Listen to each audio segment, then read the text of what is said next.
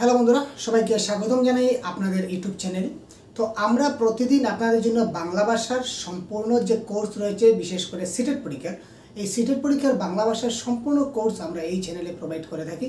তো আজকে আমরা প্যাডাগজির কয়েকটি গুরুত্বপূর্ণ প্রশ্ন আজকে আমি আপনাদেরকে দেখিয়ে দেব, যে প্রশ্নগুলি প্রিভিয়াস ইয়ার কোয়েশ্চনে বা বেশিরভাগ সময় প্রশ্নগুলো এসেছিল আমাদের পরীক্ষায়। তো চলুন আজকে আমরা প্রশ্নগুলো দেখে নিই। এবার আমরা স্ক্রিনে আপনাদেরকে প্রশ্নগুলো দেখে নিই। এক নম্বর প্রশ্ন আমাদের কি ছিল দেখি। একজন শিক্ষক নিজের আচরণকে শিক্ষার্থীদের সামনে আদর্শ হিসাবে তুলে ধরবেন, তার কারণ কি? তো যেহেতু আজকে আমাদের প্রথম মক টেস্ট ছিল, তো আমরা একটু ইজি কোয়েশ্চনগুলো আমরা নিয়েছি, যাতে করে আমরা আমাদের সিস্টেমটাই ছিল এই ধরনের, বা ম্যাক্সিমাম অফ টিচিংয়ে এই কথাটাই বলে যে ইজি টু কমপ্লেক্স, প্রথমে সহজ থেকে জটিলের দিকে যাও, তাই না? তাই সুতরাং আমরা আজকে যেটা মক টেস্ট, প্রথম মক টেস্ট, এটা কিছুটা ইজি টাইপের কোয়েশ্চনগুলো নিয়েছি, যাতে করে আমরা পরবর্তী মক টেস্টগুলো আরও হার্ড, যত দিন যাবে আমরা মক টেস্টগুলো একদম সেই স্ট্যান্ডার্ড লেভেল, হাই লেভেলের করে দেবো, ঠিক আছে?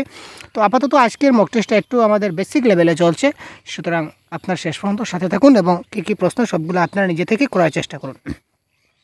এবং আপনারা যারা রয়েছেন ভাই, আপনারা সবাই কিন্তু কমেন্ট বক্সে জানাবেন যে কারেক্ট আনসার কী হবে, তাই না? একজন শিক্ষক নিজের আচরণকে শিক্ষার্থীদের সামনে আদর্শ হিসাবে কিভাবে তুলে ধরবেন?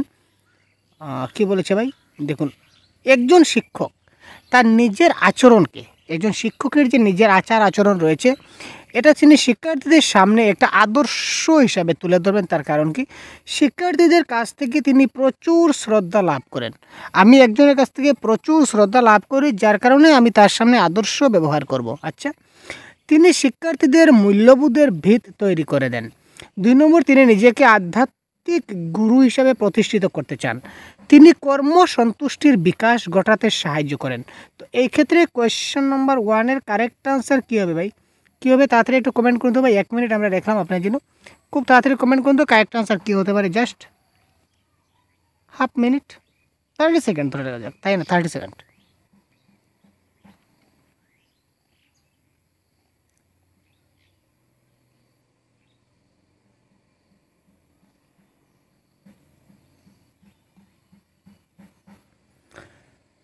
তো এই ক্ষেত্রে নিজেকে কখনো আধ্যাত্মিক গুরু ভাবা কখনো উচিত নয়, কারণ আমরা কোনো আধ্যাত্মিক গুরু নই। 1 নম্বর 3 নম্বর আনসার করো। কর্মসন্তুষ্টির বিকাশ, সেটাও কোনো কথা নয়। এবং প্রচুর শ্রদ্ধা, যার প্রতি প্রচুর শ্রদ্ধা হবে সেটাও কিন্তু শিক্ষার্থীরা সবাই যে প্রচুর শ্রদ্ধা যে দেবে সেটাও কোনো কথা নয়। সুতরাং এই ক্ষেত্রে আমাদের যেটা কারেক্ট আনসার হবে, এই ক্ষেত্রে আমাদের কারেক্ট আনসার হবে তিনি শিক্ষার্থীদের মূল্যবোধের ভিত তৈরি করে দেন। এখান থেকে অর্থাৎ আমি যদি তাদের সামনে আদর্শ হিসাবে যদি আমি তাদের সামনে প্রদক্ষিণ করি, তাহলে তারাও কিন্তু আমার আচরণটা দেখে তারাও কিন্তু নিজেরা তারা কীভাবে আচরণ করতে হবে সেটা কিন্তু আমার থেকে তারা শিখবে। এই যে মূল্যবোধটা তারাও কিন্তু শিখবে, যার কারণে অপশন নাম্বার বি হবে এই ক্ষেত্রে কারেক্ট আনসার। পরবর্তী কোয়েশ্চন দেখুন, কোনো বিষয়ে কোনো ছাত্র দুর্বল থাকলে শিক্ষক হিসাবে আপনি কি করবেন? আপনার ক্লাসে যদি কোনো ছাত্র দুর্বল থাকে, তাহলে এই ছাত্রকে আপনি কি করবেন? বিষয়টি মুখস্থ করতে বলবেন, সংশ্লিষ্ট বিষয়টি বাদে অন্য বিষয়ে বেশি নম্বর তুলতে বলবেন, সম্ভাব্য প্রশ্ন উত্তর তৈরি করিয়ে দেওয়া বলবেন, নাকি বিষয়টি সম্বন্ধে শিক্ষার্থীর উৎসুকও বাড়াবেন? এখানে কারেক্ট আনসার কী হবে? কোয়েশ্চন নাম্বার 2 তাড়াতাড়ি কমেন্ট বক্সে তাড়াতাড়ি জানাবে কারেক্ট আনসার। যেহেতু মক টেস্ট হচ্ছে আপনাদের সবার জন্য মক টেস্ট, তো আপনারা কমেন্ট বক্সে কারেক্ট আনসারগুলো জানালে আপনারা নিজে থেকে, তারপরে আপনারা শেষে একটা কাজ করবেন, আপনারা 30 পর্যন্ত মক টেস্ট আজকে দেখতে থাকুন।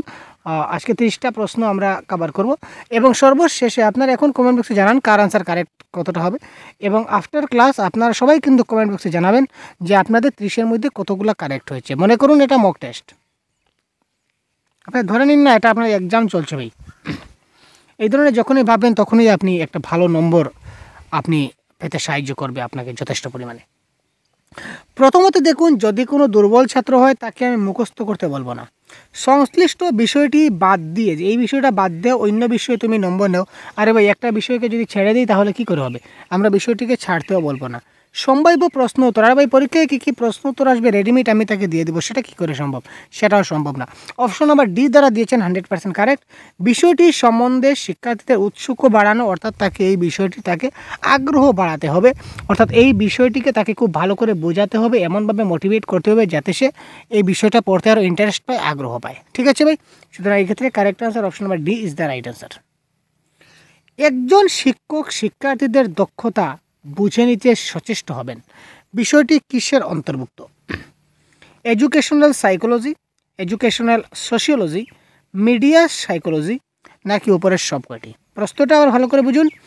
একজন শিক্ষক শিক্ষার্থীদের দক্ষতা বুঝে নিতে সচেষ্ট হবেন, একজন শিক্ষক শিক্ষার্থীদের দক্ষতা বুঝে নিতে সচেষ্ট হবেন, বিষয়টি কিসের অন্তর্ভুক্ত? কারেক্ট আনসার কী হবে?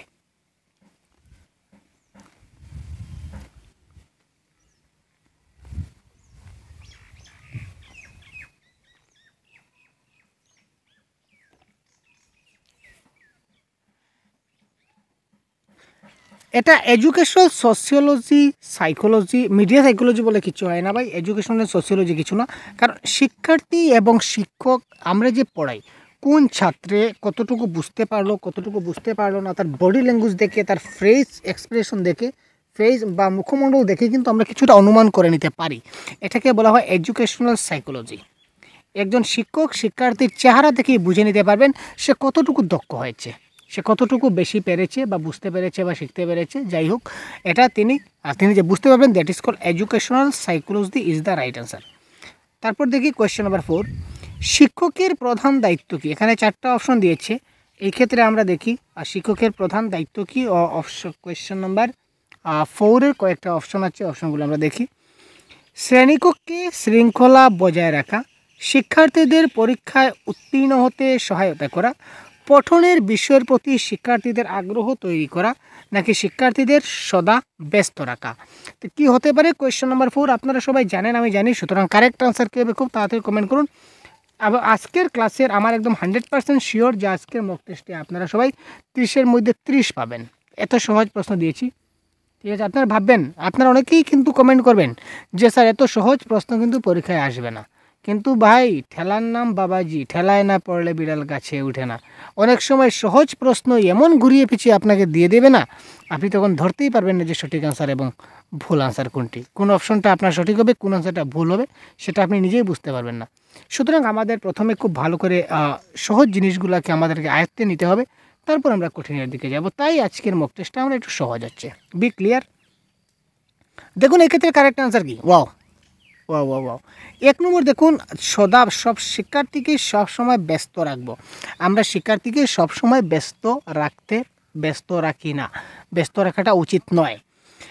সে পরীক্ষায় পাশ করবে তাকে আমি সাহায্য করব, মানে তাকে নকল করিয়ে দেখিয়ে দেবো, তাকে পরীক্ষার সময় দেখিয়ে দেবো, নতুবা কী কী প্রশ্ন আসবে তাকে আমি আগে থেকে বলে দেবো, সেটা কখনো সম্ভব নয়।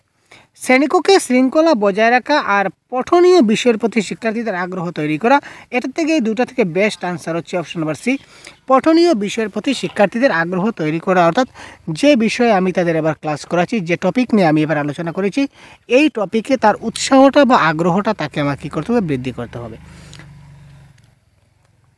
যদি আমি এই তার চ্যাপ্টারের প্রতি যদি তার আগ্রহ থেকে যায়, আমি যা পড়াচ্ছি সে যদি খুব ভালো করে জিনিসটা বুঝতে পারে, তাহলে তার শ্রেণীকক্ষে তার শৃঙ্খলা অটোমেটিক্যালি বজায় থাকবে। একজন আদর্শবান শিক্ষক হবেন, একজন আদর্শ শিক্ষক কী ধরনের হবেন দেখি? পরিশ্রমী ও দায়িত্বশীল, উচ্চশিক্ষিত, নাকি উচ্চ মেধাসম্পন্ন, নাকি বাকপটু? কারেক্ট আনসার কী হবে? এই ধরনের সবগুলো মক টেস্ট কিন্তু আমরা ইউটিউবে ওপেন ক্লাসে আমরা আপলোড করব না, আমাদের প্রাইভেট থাকছে, প্রাইভেট মক টেস্ট আমাদের হবে। তো প্রাইভেট মক টেস্টে যদি আপনি জয়েন হতে চান তাহলে অবশ্যই আপনি এই নাম্বারে আমাদের যোগাযোগ করতে পারেন, আমাদের সহজগুরু অফিসিয়াল হোয়াটসঅ্যাপ নাম্বার। আপনি 50টা মক টেস্ট দিতে পারবেন, আমরা অফলাইন মক টেস্ট আমাদের প্রোভাইড করব হোয়াটসঅ্যাপ গ্রুপের মাধ্যমে, আমরা মক টেস্ট দেবো, আপনারা নিজেরা নিজের স্কোর জানতে পারবেন এবং ভিডিওর মাধ্যমে পরবর্তী সময় সেটা ক্লিয়ার এক্সপ্লেনেশন জানতে পারবেন। এটার জন্য আপনার প্রাইস থাকছে 150, ঠিক আছে, 150 আপনার প্রাইস থাকছে এটার জন্য বরাদ্দ। এটা থেকে আপনি 50+, 50+ মক টেস্ট আপনি পাবেন, ঠিক আছে, যদি প্রয়োজন হয় ভাই অবশ্যই করবেন, আর নতুবা দরকার নেই। আপনার প্রয়োজন অনুসারে ভাই, আমরা কাউকে জোর করি না। আপনাকে করতেই হবে সেটা কথা নয়, আপনি পরীক্ষার রেজাল্ট ভালো করবেন সেটা আপনার ব্যাপার, আপনি পরীক্ষার রেজাল্ট খারাপ করবেন সেটা আপনার ব্যাপার ভাই। আমরা চেষ্টা করছি যাতে আপনাকে একটা ভালো কোয়ালিটি এডুকেশন দেওয়ার চেষ্টা করছি আমরা, ঠিক আছে। তো যদি প্রয়োজন হয় মনে করেন তাহলে আপনি এই নাম্বারে হোয়াটসঅ্যাপ করতে পারেন। এখানে আপনাকে 150 পেমেন্ট করতে হবে, সেটা আগে বলে রাখি। 150 পেমেন্ট করার পর আপনাকে একটা গ্রুপে জয়েন করে দেবো, আর এই গ্রুপের মাধ্যমে আপনি মক টেস্ট দিতে পারবেন। 50টা মক টেস্ট আমরা পরীক্ষার আগ মুহূর্তে আপনাদের কাছ থেকে নেব, ঠিক আছে। অবশ্যই 50টা মক টেস্ট দেবেন, সেটা একদম ডাইরেক্ট প্রিভিয়াস ইয়ার কোয়েশন রিলেটেডও আমরা কিছুটা করবো, যাতে করে আপনারা মানে পুরো ড্যাম শিওর পুরো সিলেবাস কভার হবে। এখানে শুধু যে প্যাডাগজি হবে তা নয়, প্যাডাগজির মধ্যে সবগুলো টপিক থাকবে, তাছাড়া বাংলা গ্রামার থাকবে, প্যাসেজ থাকবে, কবিতা থাকবে, মানে বাংলা ভাষায় সম্পূর্ণ ফুল মক টেস্ট আমরা কভার করবো, ঠিক আছে। তো চলুন, এই প্রশ্নের কারেক্ট আনসার হবে পরিশ্রমী এবং দায়িত্বশীল। যারা পরিশ্রমী এবং দায়িত্বশীল দিয়েছেন তারা 100% কারেক্ট। নেক্সট, শিক্ষা দানের ক্ষেত্রে মনস্তাত্ত্বিক বিশ্লেষণ অপরিহার্য, তার কারণ কি? Question number 6। শিক্ষা দানের ক্ষেত্রে মনস্তাত্ত্বিক যেটা বিশ্লেষণ রয়েছে, মনস্তাত্ত্বিক সাইকোলজিক্যাল অ্যানালাইসিস, এটা খুব প্রয়োজন। তার কারণ কি? এই পদ্ধতিতে শিক্ষার্থীর অসুবিধা অনুধাবন করে শিক্ষাদানের পদ্ধতি স্থির করা। হ্যাঁ, হতে পারে, কারণ যদি আমরা সাইকোলজিক্যালি যদি আমরা অ্যানালাইজ করি তাহলে বুঝতে পারবো যে শিক্ষার্থীর কোন জায়গায় সমস্যা হচ্ছে, ঠিক আছে। তোমার কোন কোন জায়গায় ব্যথা গো, এটা গান ছিল না? গানে পড়ালেন কি ছিল জানি না ভাই, আপনারা কমেন্টে জানাবেন।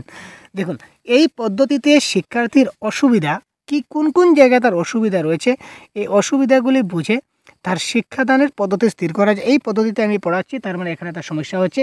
যদি আমি এই পদ্ধতিটা যদি পরিবর্তন করে অন্য একটা পদ্ধতিতে ধরি তাহলে হয়তো সেই জিনিসটা খুব ভালো করে বুঝতে পারবে। তার জন্য আমাদের মনস্তাত্ত্বিক বিশ্লেষণ প্রয়োজন, এটা কারেক্ট। এতে শিক্ষাদানকে আকর্ষণীয় করা যায়, এটাও কারেক্ট, কারণ মনস্তাত্ত্বিক সাইকোলজিক্যালি অ্যানালাইজ করে যদি আমরা ক্লাস করি তাহলে প্রত্যেকটা ক্লাস আমাদের আকর্ষণীয় হবে, সেটা ঠিক। এতে শিক্ষার্থীদের আচরণ অনুধাবন এবং সংশোধন করা যায়। ইয়েস, একটা ছাত্রের আচরণ কী ধরনের, তার আচরণটা কী ধরনের সেটা আমরা বুঝতে পারি, ঠিক আছে, বুঝতে পারি, এবং যদি প্রয়োজন হয় সেই আচরণটা আমরা সংশোধনও করাতে পারি। সুতরাং ABC তিনটাই কারেক্ট, তার মানে সবকটি তথ্যই সঠিক। Option number D is the right answer. শ্রেণীকক্ষে শিক্ষার্থীদের অনুপস্থিতি কমাতে করণীয় কি? আপনার ক্লাসে যদি ছাত্র খুব কম আসে, অনুপস্থিতি হয়, মানে উপস্থিতির সংখ্যাটা কম হয়, যেমন আপনার ক্লাসে 50টা ছাত্র রয়েছে, ঠিক আছে, আপনার ক্লাসে 50 জন ছাত্র রয়েছে, হয়তো 10 জন 20 জন আসে। আজকে যে 10 জন 20 জন আসলো, হয়তো আর 4 দিন 5 দিন নেই, পরের দিন আরও একদিন হঠাৎ কেউ চলে আসলো। এই ধরনের যদি সমস্যা হয় তো আপনি ছাত্রগুলোকে রেগুলার কী করে করবেন? স্কুলে তো রেগুলার করানোর উপায় কী? 1 নম্বর, সবাইকে শাস্তি দেবেন, যে না আসোতে এমন খেলাবো, এমন পিটন দেব, এটা আপনি করতে পারেন। নাম্বার 2, প্রধান শিক্ষকের দৃষ্টিগোচর করা, আপনি প্রধান শিক্ষককে জানাবেন, আচ্ছা, অভিভাবককে জানাবেন, 3 নম্বর অপশন।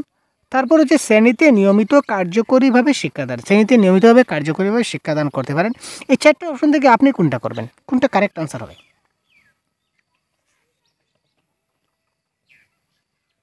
একটু ভাবুন এবং কারেক্ট আনসার তাড়াতাড়ি কমেন্ট বক্সে পিন করুন, তাড়াতাড়ি।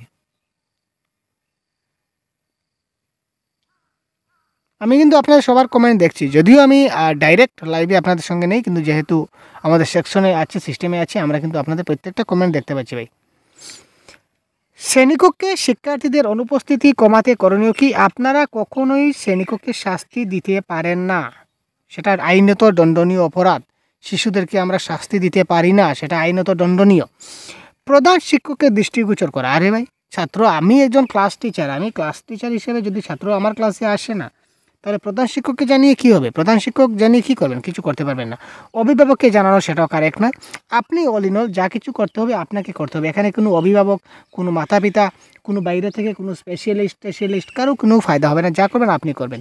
সুতরাং এই ক্ষেত্রে কারেক্ট আনসার হবে শ্রেণীতে নিয়মিত কার্যকরীভাবে এমনভাবে শিক্ষাদান করবেন, এমনভাবে তাদেরকে পড়াবেন, বোঝাবেন, মানে ক্লাসটা তাদের যদি আকর্ষণীয় লাগে। আজকে যদি একটা বাম্পার বড়িয়া একটা যদি ক্লাস আপনি প্রোভাইড করে দেন, একটা খেলা, আজকে ধরে নিই আজকে আমরা খেলা চলছে, বড়িয়া খেলা, আপনি যদি বড়িয়া যদি খেলা যদি বলেন, তাহলে কিন্তু আজকে অনেক কিছু খেলা আপনি খেলালেন, ছাত্ররা কালকে অটোমেটিক দৌড়ে আপনার স্কুলে চলে আসবে। আরে ভাই, স্কুলে গেলে অনেক খেলা হয়, সেই খেলার মাধ্যমেই তো শেখা বর্তমান যে সিস্টেম, চাইল্ড সেন্ট্রিক এডুকেশন, সেটাই তো বলেছে।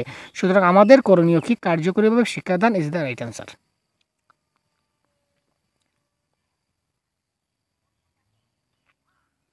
একজন শিক্ষক খুব ভালো পড়ান তা কিভাবে বোঝা যায়? গ্রেট পয়েন্ট ভাই।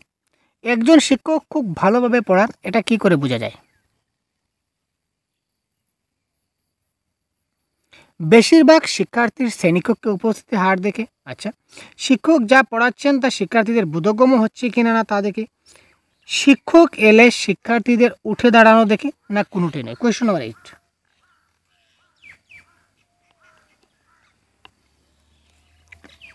কোয়েশ্চন নাম্বার 8, একজন শিক্ষক খুব ভালো পড়াচ্ছেন কিনা না এটা আমরা কি করে বুঝবো? কারেক্ট আনসার কি হবে?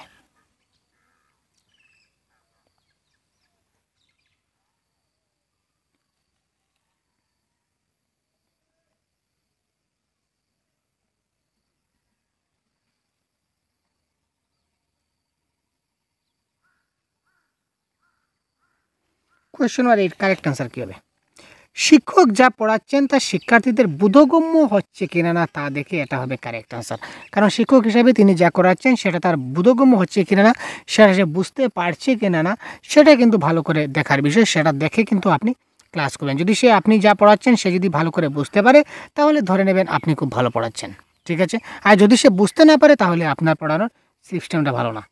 কারণ দেখুন, সব ছাত্ররা কিন্তু উঠে দাঁড়াবেই। আপনি ক্লাসে দাঁড়ানোর সঙ্গে সব ছাত্র উঠে দাঁড়াবে, সেখানে কোনো আমরা ব্যতিক্রম কিছু পাবো না।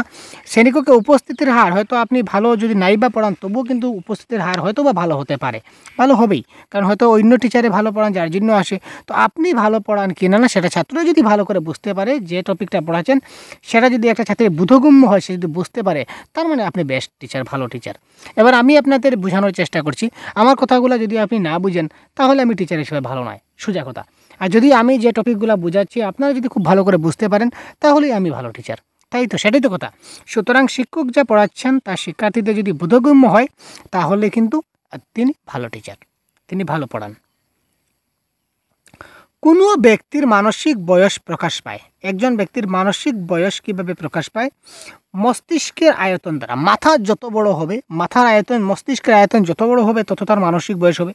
আরে ভাই, কী ব্যাপার ভাই? বৌদ্ধিক বিকাশে নির্বাচনী পরীক্ষার, বৌদ্ধিক বিকাশের আবার নির্বাচনী পরীক্ষা হয় নাকি? জানি না তো ভাই। মানসিক উন্নতির পরিমাপ দ্বারা। তারপর বলছে কোনো ব্যক্তির বয়সের পরিমাপ দ্বারা। এই ক্ষেত্রে কারেক্ট আনসার হবে 9-এর সি। এটার একটা মানসিক বয়সের একটা ফর্মুলা আছে, ঠিক আছে। ক্রোনোলজিক্যাল এজ আছে, তারপর রিয়েল এজ আছে, মান্থাল এজ আছে, ইন্টু 100 আছে, তাই তো? সেটা আমরা ক্লাস পরবর্তী সময় ডিটেলস দেখব। একজন শিক্ষকের দক্ষতা বিচার করা যাবে কিসের ভিত্তিতে? একজন শিক্ষকের যে দক্ষতা রয়েছে এই দক্ষতা আমরা কিসের ভিত্তিতে বিচার করতে পারি? একজন শিক্ষকের দক্ষতা আমরা কিসের মাধ্যমে বিচার করতে পারি?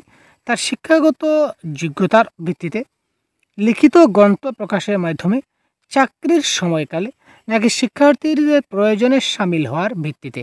তো কিসের ভিত্তিতে আমরা শিক্ষকের দক্ষতাটা বিচার করতে পারি? কারেক্ট আনসার এই ক্ষেত্রে কী হবে? কোয়েশ্চন নাম্বার 10, খুব তাড়াতাড়ি কমেন্ট করুন।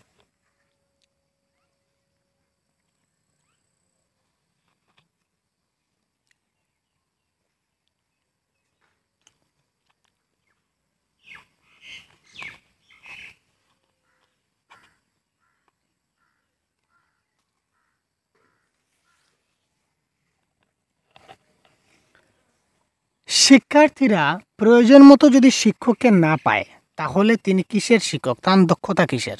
এবার আমি ক্লাস করাচ্ছি, আমি যতটুকু সম্ভব চেষ্টা করি এবং আমার মনে হয় না যে কেউ আমার থেকে নিরাশ হয়েছে। এতদিন থেকে আমি ক্লাস করছি ইউটিউবে বা এমনিতে অফলাইনে আমি ক্লাস করি।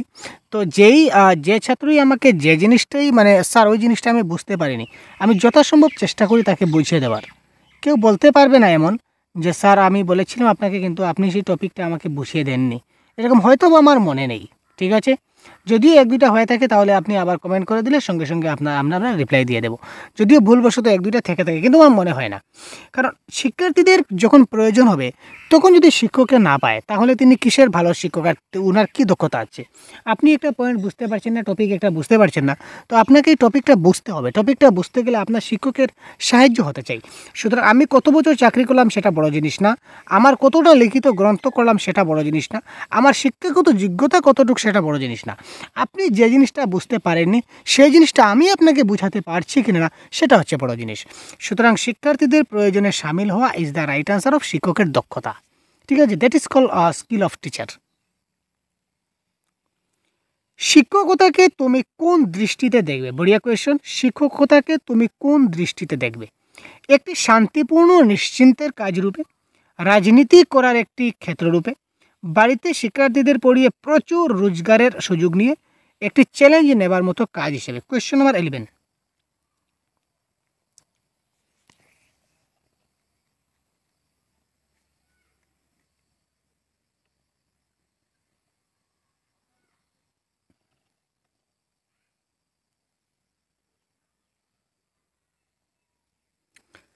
দেখুন, শিক্ষকতা কোনো শান্তিপূর্ণ নিশ্চিন্তের কাজ নয়। শিক্ষকতা অনেক টেনশনের ব্যাপার আছে।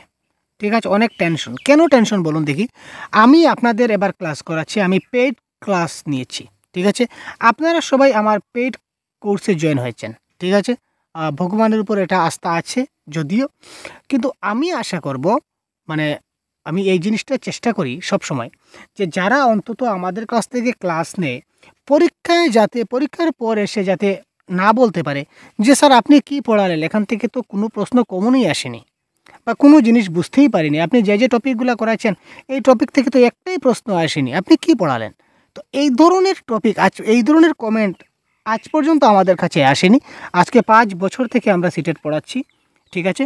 প্রথমে আমরা ফ্রি অফ কোর্স করাতাম, তারপর এবার আমরা একটা পেইড কোর্সে লঞ্চ করেছি। তো আমি চাই সবাই, আপনারা যারা পেইড কোর্সে রয়েছেন বা আপনারা ওপেন ক্লাস দেখছেন, আপনারা সবাই যদি আমাদের ক্লাস থেকে, আমি সবসময় চেষ্টা করি যে আপনারা একটা ভালো নম্বর নিয়ে পরীক্ষাটা ক্র্যাক করুন। বিশেষ করে আমি যে সাবজেক্টটা পড়াচ্ছি, আমার সাবজেক্টটা যাতে আপনারা খুব ভালো করে ক্লিয়ার করুন, সেটাই আমার একটা টার্গেট থাকে, সেটাই আমার একটা চ্যালেঞ্জ থাকে। আমি একটা চ্যালেঞ্জ হিসাবে কাজ করি শিক্ষকতাকে, যে আমি একটা চ্যালেঞ্জ নিয়েছি যে আপনাদের কাছ থেকে ভাই কিছুটা পেইড কোর্স, যেহেতু কিছুটা মানি আপনাদের কাছ থেকে আমি নিয়েছি, তাই আমার প্রচেষ্টা থাকবে যে আপনারা যাতে 100% যতটুকু আমার দেওয়ার শক্তি ততটুকু আমি আপনাদের দেব, যাতে করে আপনারা একটা ভালো নম্বর আপনারা পরীক্ষায় পেতে পারেন।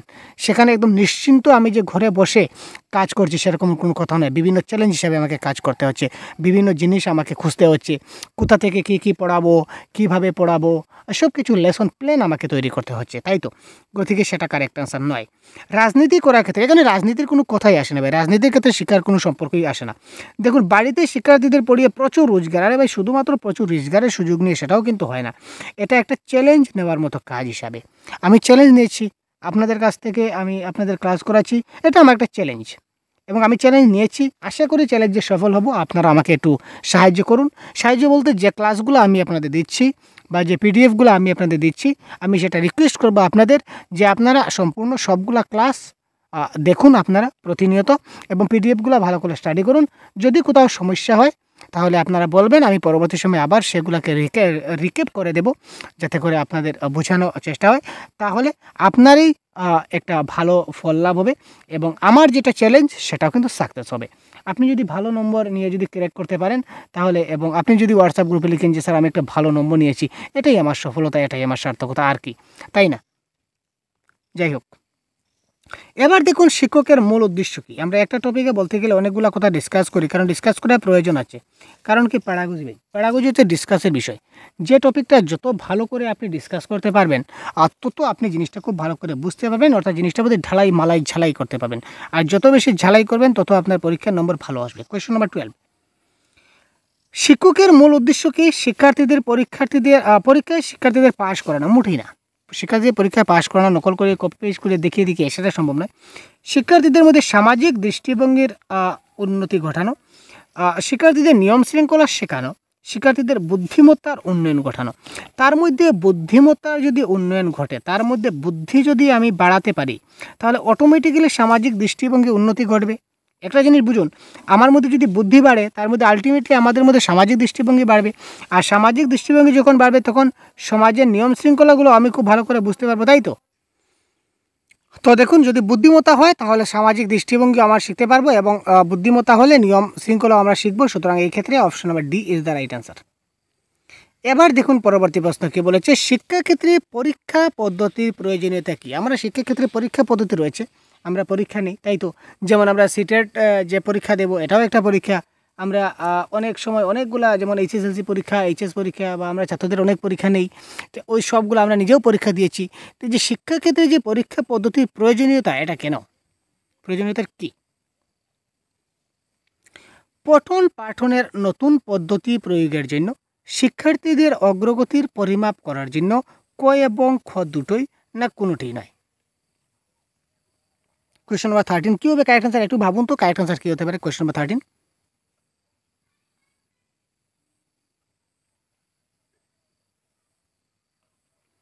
পঠন পাঠনের নতুন পদ্ধতির প্রয়োগ অর্থাৎ কি, আমি একটা সিস্টেমে পড়াচ্ছি এবং আমি একটা পরীক্ষা নিলাম, আপনাদের পরীক্ষা নিয়ে দেখলাম যে না, আপনারা সবাই কিন্তু এই পরীক্ষায় ভালো নম্বর করতে পারেননি। তার মানে এই যে শিক্ষক হিসেবে আমাকে কী করতে হবে, আমার যে পড়ানোর যেটা পদ্ধতিটাকে পরিবর্তন করতে হবে, আমি একটা নতুন পদ্ধতি প্রয়োগ করতে পারি। Option number 1 correct. শিক্ষার্থীদের অগ্রগতির পরিমাপ করার জন্য এবার আমি যদি একটা পরীক্ষা নিই তাহলে আমি বুঝতে পারবো যে আমার ছাত্ররা কতটুকু পরিমাপ অগ্রগতি হতে পারছে, কতটুকু ভালো শিখতে পারছে, কতটুকু অ্যাডভান্স হতে পারছে, কী কী শেখাতে পারলাম, কী কী শিখতে পারছে, এই জিনিসটা আমরা বুঝতে পারি। সুতরাং ক এবং খ দুটোই ঠিক, সুতরাং option number C is the right answer. নিম্নলিখিত কোনটিকে শিক্ষাক্ষেত্রে একটি বৈষম্য রূপে চিহ্নিত করা অনুচিত? জেনারেলি সবগুলা বৈষম্যকেই আমরা অনুচিত, সব কোনোটাকেই আমরা বৈষম্য রূপে উচিত নয়। তার মধ্যে এখানে একটা কারেক্ট, একটাকে আমরা খুব ভালো, যেমন দেহগত বৈষম্য থাকতে পারে, কেউ ছোট কেউ বড়, কারো একটু পাতলা, কারো একটু মোটা, কারো একটু রোগা, কারো একটু চিকন, এই ধরনের হতে পারে শারীরিক বৈষম্য। মানসিক বৈষম্য এটাও থাকতে পারে, শক্তিগত বৈষম্য থাকতে পারে, কিন্তু আমরা আর্থিক বৈষম্যকে কোনো সময় আমরা একটা বৈষম্য হিসেবে চিহ্নিত করতে পারি না। সে গরিব ঘরের ছেলে, তাকে আমি কম পড়াবো, সে ধনী ঘরের ছেলে, তাকে আমি বেশি পড়াবো, এই ধরনের কথা ঠিক না। যেহেতু এই চাইরোটার দিকটাও কিন্তু, এই চাইরোটা বৈষম্য আমাদের করা অনুচিত, তবুও এই ক্ষেত্রে এখানে সবচেয়ে বেস্ট আনসার হবে এখানে অপশন নাম্বার সি, আর্থিক বৈষম্য। নিচের কোনটি আদর্শ প্রশ্নের একটি লক্ষণ নয়? আদর্শ প্রশ্ন, একটা আদর্শ প্রশ্নের লক্ষণ নয় নিচের কোনটি? প্রশ্নটির একটি এবং কেবলমাত্র একটি উত্তর হবে। যে প্রশ্নের মাত্র একটাই উত্তর থাকবে, এই প্রশ্নকে আমরা আদর্শ প্রশ্ন বলতে পারি না। আচ্ছা, এটা কি হয়? আচ্ছা, প্রশ্নটি চিন্তা উদ্দীপক হবে, মানে এমন একটা প্রশ্ন হবে যেটা আমরা চিন্তা করতে বের করতে পারি, এটা হতে পারে। প্রশ্নের ভাষাটা বোধগম্য এবং সরল হবে, এটা একটা আদর্শ প্রশ্ন। অল্প কথা হ্যাঁ বা না দিয়েও প্রশ্নের উত্তর দেওয়া, এখানে কোনটা আদর্শ প্রশ্নের একটি লক্ষণ নয়? Question number 15।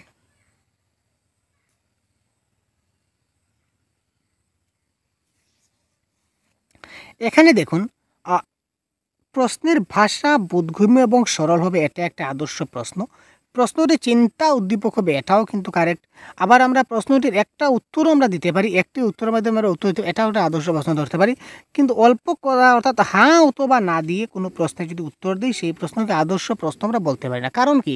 কারণ অনেক সময় কিন্তু আমরা লটারি মেরে, আন্দাজ যাকে বলা হয়, আন্দাজে খেলে, অযথা আমরা কিছু জানি না, এই প্রশ্নটা ইয়েস অর নো, আমরা হয়তো আন্দাজি বলে দিলাম, আন্দাজের সহকারে বলে দিলাম এটা ইয়েস, হয়তো লেগে গেল, হয়তো বা লাগলো না, তার মানে এটা আমরা আদর্শ প্রশ্ন নয়। তো যে প্রশ্ন আমরা এই লটারি মেরে আমরা ক্লিক করে দিই, সেটা আমাদের আদর্শ প্রশ্ন হতে পারে না, ইয়েস এবং নোর মাধ্যমে। ঠিক আছে, সুতরাং অর্থাৎ এই ক্ষেত্রে কারেক্ট আনসার, এটা আদর্শ প্রশ্নের লক্ষণ নয়, সুতরাং option number D is the right answer. শ্রেণীকক্ষে সংযোগের সবচেয়ে শক্তিশালী বাধা কোনটি? শ্রেণীকক্ষে যে সংযোগ হয়, কানেক্টিভিটি, তো কানেক্টিভিটির ক্ষেত্রে সবচেয়ে শক্তিশালী বাধা কোনটি? Question number 16। শ্রেণীকক্ষ কানেক্টিভিটি, শ্রেণীকক্ষ কার কার মধ্যে কানেক্টিভিটি হয়? শিক্ষক এবং ছাত্রের মধ্যে কানেক্টিভিটি হয়, তাই তো। তো এই যে কানেক্টিভিটি এবং মেলবন্ধন, শিক্ষক এবং ছাত্রের সম্বন্ধে যেটা মেলবন্ধন হয়, এটাকে কোন জিনিসটা সবচেয়ে বেশি আমাদের বাধা দেয়, কোনটা শক্তিশালী ভাষা? শ্রেণীকক্ষের বাইরের অসুবিধা, শিক্ষায় সাহায্যকারী উপকরণের অভাব, শিক্ষক মহাশয়ের প্রতি ভীতি, শ্রেণীকক্ষে অহেতুক আওয়াজ, এখানে কোনটা শক্তিশালী বাধা হিসাবে কাজ করে একটু বলুন। এখানে কোনটি শক্তিশালী বাধা হিসাবে কাজ করে? তো এই ক্ষেত্রে আমাদের কারেক্ট আনসার কী হবে? দেখুন, শ্রেণীকক্ষের বাইরের অসুবিধা হলেও যদি শ্রেণীকক্ষের ভিতরে আমরা সংযোগে চলে আসলাম, তাহলে এটা কোনো কাজে লাগলো না। ভাষায় শিক্ষায় সাহায্যকারী উপকরণের যদি অভাব হয়, তবুও কিন্তু শ্রেণীকক্ষ কানেক্টিভিটি হয়, এখানে বাধা হচ্ছে না। অহেতুক আওয়াজ, সেটাও নয়, কিন্তু এখানে কারেক্ট আনসার হবে শিক্ষক মহাশয়ের প্রতি ভীতি। আগেই বলেছিলাম শ্রেণীকক্ষ সংযোগ কার মধ্যে হবে? টিচার প্লাস স্টুডেন্ট, তাই তো। শিক্ষক এবং ছাত্রের সম্বন্ধে, শিক্ষক এবং ছাত্রের মধ্যে কিন্তু সেই সংযোগটা হবে।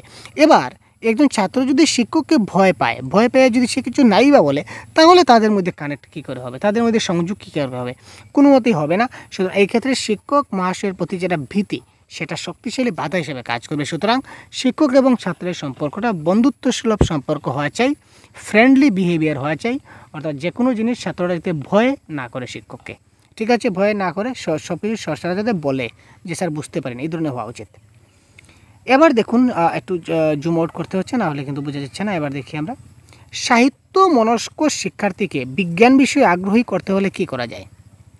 একজন ছাত্র সে তার সাহিত্য তার খুব ভালো লাগে, তো সে সাহিত্য মনস্ক শিক্ষার্থী, আমি মনে ভাবলাম যে সাহিত্য তার খুব ভালো লাগে, তাকে আমি বিজ্ঞান বিষয়ে আগ্রহী করতে চাই। তো আমি কি করব, বিজ্ঞান বিষয়ক বেশি বেশি গ্রন্থ পড়তে উৎসাহিত করব, বিজ্ঞান প্রদর্শনীতে ঘন ঘন নিয়ে যাবেন, তারপর হচ্ছে বিজ্ঞানের পাঠ্যসূচি মুখস্থ করবেন, মুখস্থ, কণ্ঠস্থ, গলস্থ, নাকস্থ, কানস্থ, এগুলো সব তাড়াতাড়ি কেটে দিন, ক্যান্সেল, এটা হবে না।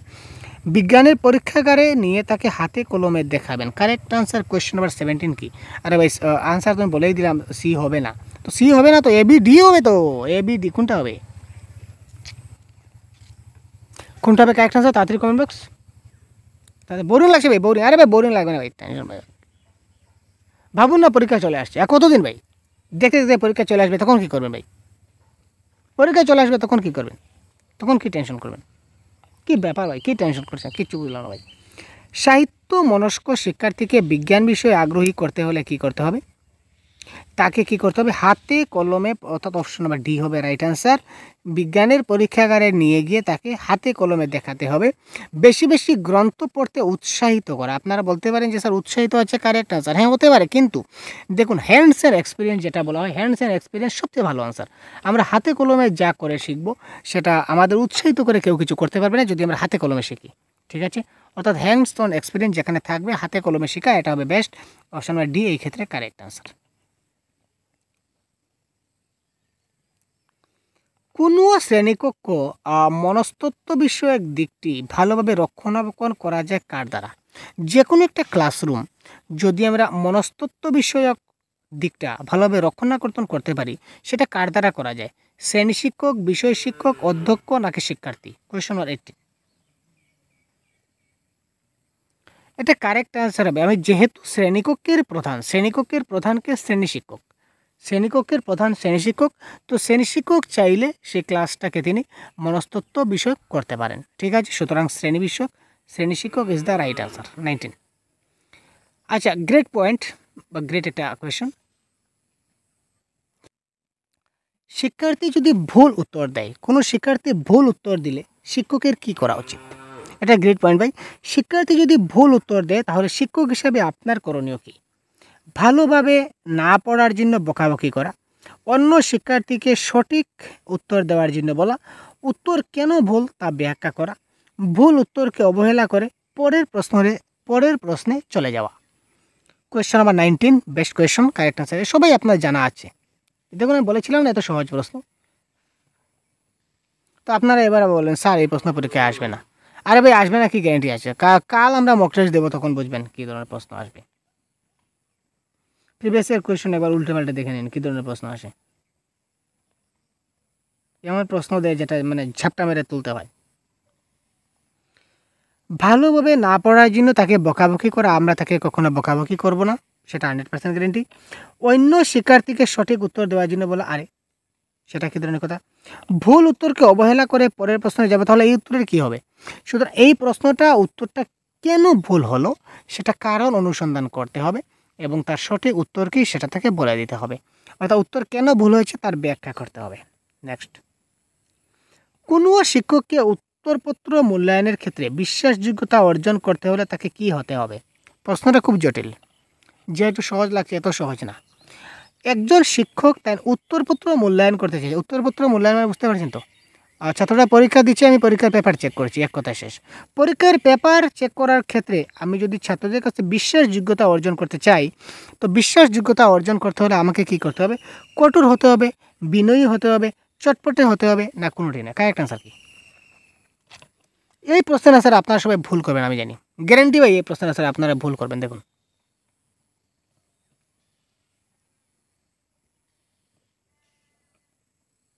এই প্রশ্নের আনসার আপনারা ভুল করবেন, তাড়াতাড়ি ভাবুন একটু।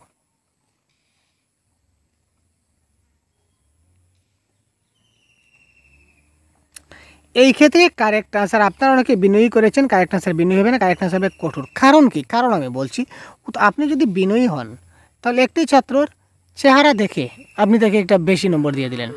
একটি ছাত্রের চেহারা দেখে সে একটু হাসলো, নাচলো, দাঁত দেখালো, আপনি তাকে ভালো নম্বর দিলেন। কিন্তু এই ক্ষেত্রে পরীক্ষার নম্বর দিতে গেলে আপনি সবার ক্ষেত্রে বিশ্বাসযোগ্যতা, সবাই আপনাকে যদি বিশ্বাস করতে চায় যে আমাদের স্যার ঠিক আছেন, আমরা যা লিখি তা পাই, সে কম লিখেছে কম পেয়েছে, আমি বেশি লিখেছি বেশি পেয়েছি, এই ধরনের হতে গেলে আপনাকে কঠোর হতে হবে, সবার ক্ষেত্রে সমান যাচাই শেষা করতে হবে, তাই না? যখন একটি বিষয় শেখার পর আরেকটি বিষয় শিখতে গেলে, যখন আমি একটা বিষয় শিখতে যাই, একটা বিষয় আমি শিখে নিলাম, শেখার পর যদি আরেকটা বিষয় আমি শিখতে যাই তখন আগের বিষয়টা ভুলে যাই। এটা কী ধরনের প্রক্ষোভের মধ্যে ঘটে? শিখনের মাত্রা, পশ্চাৎমুখী প্রতিরোধ, পরিবর্তিত পরিবেশ নাকি চর্চার অভাব? Question number 21। আর বেশি নেবেই, ক্লাসের শেষে চলে আসি, তাড়াতাড়ি সাথে থাকুন। যখন একটি বিষয় শেখার পর আরেকটা বিষয় আমরা শিখতে যাই, একটা বিষয় আমি শিখলাম, শিখতে শিখতে আমি আরেকটা বিষয়ে চলে গেলাম, তখন আমি কী করি? আগের বিষয়টা ভুলে যাই, আগের বিষয় কিছু মনে থাকে না। তো ওই যে আগের বিষয়টা ভুলে গেলাম, এটা কী ধরনের প্রক্ষোভের জন্য ঘটে? শিখনের মাত্রা নাকি পশ্চাৎমুখী প্রতিরোধ নাকি পরিবর্তিত পরিবেশ নাকি চর্চার অভাব? আমি প্রশ্নটা ভালো করে শিখিনি, অর্থাৎ শিখনের মাত্রাটা আমার ভালো হয়নি। আমি যদি উত্তরটা যদি ভালো করে শিখতাম, শিখনের মাত্রাটা যদি আমার ভালো হতো, খুব ভালো করে যদি আমি শিখতে পারতাম, তাহলে আমি সেটা ভুলতাম না। আমি সেটা ভালো করে শিখিনি, যার কারণে আমি ভুলে গেছি। সুতরাং এখানে শিখনের মাত্রা ফ্যাক্টর করছে, ভালো করে শেখা হয়নি। যদি ভালো করে শিখতাম, ভালো করে জিনিসটা যদি বুঝতাম, তাহলে কিন্তু আমি পরেরটা শেখার সঙ্গে সঙ্গে আগেটা আমি ভুলতাম না। সুতরাং শিখনের মাত্রা এই ক্ষেত্রে কারেক্ট আনসার। সার্বিক বিকাশ বলতে কী বোঝায়? বহুত বড়িয়া ভাই, বহুত বিকাশ। সার্বিক বিকাশ বলতে বলতে ভাই মুখে চলে আসছে ভাই, সার্বিক শিক্ষা। আসলে ডেভেলপমেন্ট ক্লাস করতে করতে সবসময় খালি ডেভেলপমেন্টই চলে আসে, কী বলবো বলুন। সার্বিক শিক্ষা বলতে দৈহিক বিকাশ, সামাজিক বিকাশ, মানসিক বিকাশ, দৈহিক সামাজিক মানসিক বিকাশ। তো সার্বিক শিক্ষা মানে অলরাউন্ড ডেভেলপমেন্ট, আর অবভিয়াসলি অলরাউন্ড ডেভেলপমেন্ট অলরাউন্ড হবে, যতগুলো আছে সবগুলো হবে। আরও যদি এক দুইটা এখানে যে প্রাক্ষবিক আবেগিক যদি থাকতো তাহলে সেটাও হতো। সুতরাং দৈহিক, মানসিক এবং সামাজিক বিকাশ দেওয়া আছে, এটা কারেক্ট আনসার। উন্নত পরিবেশ শিক্ষার্থীর যে উন্নতি ঘটায়, উন্নত একটা পরিবেশ যদি থাকে, তো এই পরিবেশে শিক্ষার্থীর যে উন্নতি ঘটাবে তা কি? স্মৃতিবর্ধন, দৈহিক স্বাস্থ্য, মানসিক স্বাস্থ্য নাকি কোনোটি নয়? উন্নত পরিবেশ যদি থাকে তাহলে শিক্ষার্থীর একটা উন্নতি ঘটে। তো উন্নত পরিবেশের দ্বারা শিক্ষার্থীর কোন উন্নতি ঘটে? স্মৃতিবর্ধন হয়, দৈহিক স্বাস্থ্য ভালো হয়, মানসিক স্বাস্থ্য ভালো হয় না কোনোটি নয়? দেখুন, পরিবেশ যদি উন্নত হয় তাহলে তার মানসিক স্বাস্থ্যটা কিন্তু ভালো হবে। আমি জানি দুজন শিক্ষার্থী একই রকম হয় না, এটা বলতে কী বোঝায়? আমার জানা আছে যে দুইজন শিক্ষার্থী একই রকমের হয় না, অর্থাৎ দুইজন শিক্ষার্থী দুই রকমের হয়। এটা বলতে আমি কি বুঝি? অপশনে দেখি, শিক্ষার্থীর মানসিক প্রস্তুতির ভারসাম্য আছে, শিক্ষার্থীর শারীরিক গঠনের পার্থক্য আছে, পারিবারিক সামাজিক অবস্থার ভিন্নতা আছে, উপরের সবগুলোই সঠিক। Question number 24। কী হবে কারেক্ট আনসার? দেখুন, এই প্রশ্ন কিন্তু আমরা একটু আগে বলেছি ভাই, কারেক্ট আনসার কী হবে বলুন? আমি জানি দুজন শিক্ষার্থী একই রকম হয় না, এই বলতে কী বোঝায়? অর্থাৎ ইন্ডিভিজুয়াল ডিফারেন্স, ঠিক আছে, ব্যক্তিগত পার্থক্য।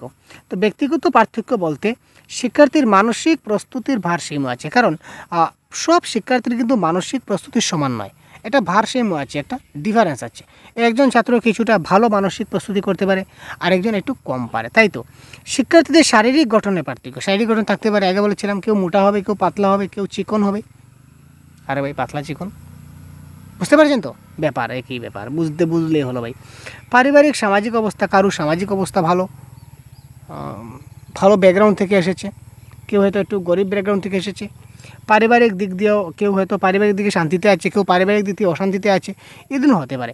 সুতরাং উপরের সবগুলোই সঠিক। আমি জানি দুজন শিক্ষার্থী একই রকম নয়, আরও অনেক ধরনের হতে পারে, ঠিক আছে না? আমরা বৈচিত্র্যময় শ্রেণীকক্ষে ভাষা শিখেছিলাম, এখানেও আলোচনা করেছিলাম। আর ব্যক্তিগত পার্থক্য, ইন্ডিভিজুয়াল ডিফারেন্স যখন ক্লাস করেছিলাম, এখানেও আমরা এই টপিকগুলো ডিসকাস করেছি। আপনারা কাইন্ডলি দেখে নেবেন, দেখে না থাকলে। কোনো শিক্ষার্থী যদি ধূমপানে আসক্ত হয় তাহলে শিক্ষকের কর্তব্য কী? আরে ভাই, কী প্রশ্ন আসছে বুঝতে পারছি না। একজন শিক্ষার্থী যদি ধূমপানে আসক্ত হয় তাহলে শিক্ষকের কর্তব্য কী? শিক্ষার্থীকে ধূমপানের ক্ষতিকর দিকটা বোঝানো, শিক্ষার্থীর অভিভাবককে জানানো, বিষয়টি সম্পর্কে উদাসীনতা অবলম্বন, শিক্ষার্থীকে শাস্তি দেওয়া। কী হবে কারেক্ট আনসার? কোয়েশ্চেন নাম্বার 25, খুব তাড়াতাড়ি কমেন্ট করুন।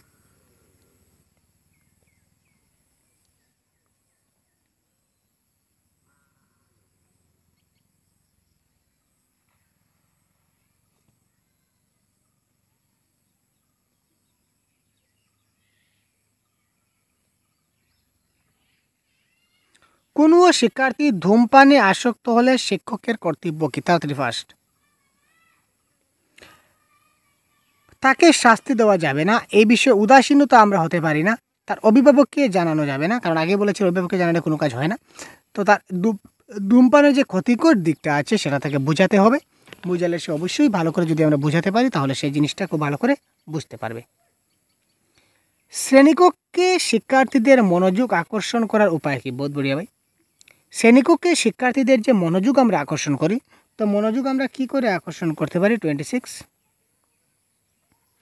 বিষয়বস্তুর উপস্থাপনের স্পষ্টতা, অর্থাৎ যে বিষয়ে আমরা উপস্থাপন করতে চাচ্ছি, যে বিষয়ে আমরা ক্লাসটা কন্ডাক্ট করব, এই ক্লাসটা পুরো স্পষ্ট হওয়া চাই। শিক্ষকের বোর্ড ওয়ার্কিং, অর্থাৎ তিনি বোর্ডে যে কাজ করছেন সেটা খুব ভালো কাজ হওয়া চাই। শিক্ষকের বাচনভঙ্গি, বা তিনি যে কথাগুলা বলছেন, তার যে বাচন বলেছেন, কথাগুলা যে ভঙ্গি, খুব স্পষ্টতা থাকা চাই। সুতরাং উপরের সবগুলি এখানে কারেক্ট আনসার হবে। মনোযোগ আকর্ষণ করার জন্য এই সবগুলি কিন্তু খুব প্রয়োজন। শ্রেণীকক্ষে শৃঙ্খলা বজায় রাখতে না পারার ব্যর্থতার মূল কারণ হলো, শ্রেণীকক্ষে যদি শৃঙ্খলা বজায় না থাকে, যদি বজায় কেউ রাখতে না পারে, তো বজায় রাখতে না পারার যে ব্যর্থতার মূল কারণ কি? শিক্ষকের শিক্ষাদান পদ্ধতিটা সঠিক নয়। 1 নম্বর, আর্থিক বিষয় সম্পর্কে শিক্ষকের জ্ঞান গভীর, উপযুক্ত কোনো কার্যসূচি শিক্ষক শ্রেণীকক্ষের জন্য গ্রহণ করে শিক্ষার্থীদের শিক্ষাদান করেন। Question number 27। তো এই ক্ষেত্রে কারেক্ট আনসার হবে শিক্ষকের শিক্ষাদান পদ্ধতিটা সঠিক নয়।